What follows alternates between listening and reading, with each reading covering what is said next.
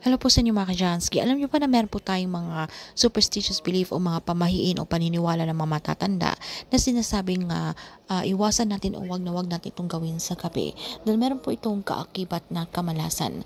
Halimbawa na lamang kapag tayo po ay magwawalis sa gabi, sinasabi na kung meron po tayong lilinisin o wawalisin, gawin natin ito sa umaga pa lamang po o yung may araw at wag na wag po natin itong gawin sa gabi. Dahil sa paniniwala na mawawala po sa atin ang blessings, okay? Na tayo po ay yung swerte na nakakapit po sa atin ay ito po ay mawawala yung swerte na yan.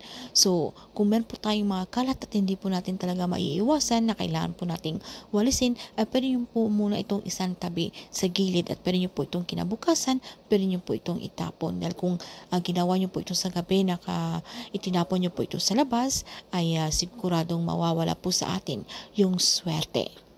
Wala man itong mga basihan, mga ka-Jansky, itong mga paniniwalang ito, pero ito po ay subok na po ng karamihan na kanila pong naranasan, especially po ang inyong lingkod na ito po ay ginawa po ng aking ina noong ako po ay nasa high school pa lamang. Natatandaan ko po na nung nagwalis po siya sa gabi, sinabihan po siya ng aking lola na wag na pong walisin ito dahil madaling araw na, like I think 1 a.m. na po yata yun, mga kasyang.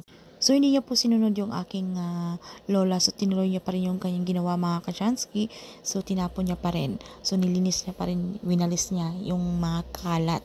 So yung mga susunod na mga araw or mga next day, so meron kaming bad news na receive, okay, na meron kaming inaantay na pera, okay, na talagang sure na kaming talagang darating. So matagal na namin yung inaantay, mga Kachansky, and excited na kaming talagang matanggap yun.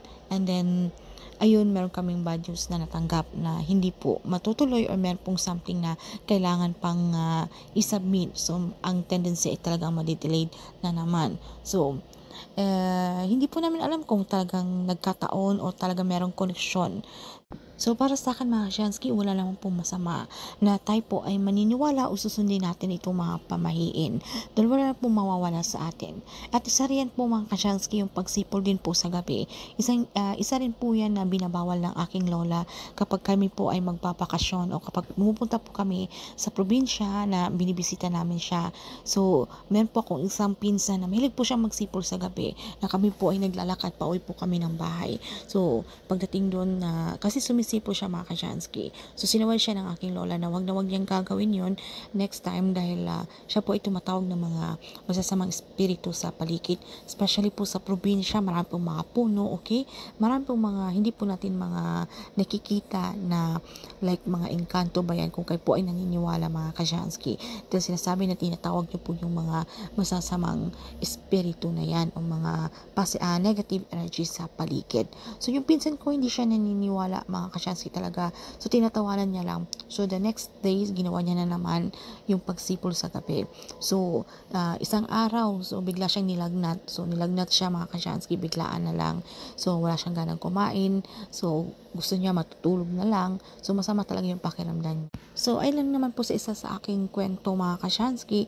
So depende na po sa inyo, di ba? Kung ito po ay nagkataon lamang o talagang sadyang meron talagang basahan itong pamahiin. Pero para sa akin talaga ay wala pong masama kung ating susunod, especially po kung naranasan niyo na po na ito po talaga ay merong basihan. So sa inyo na po yan, mga Kajansky, at kung meron po kayong mga experience na ganito ay share nyo lamang po.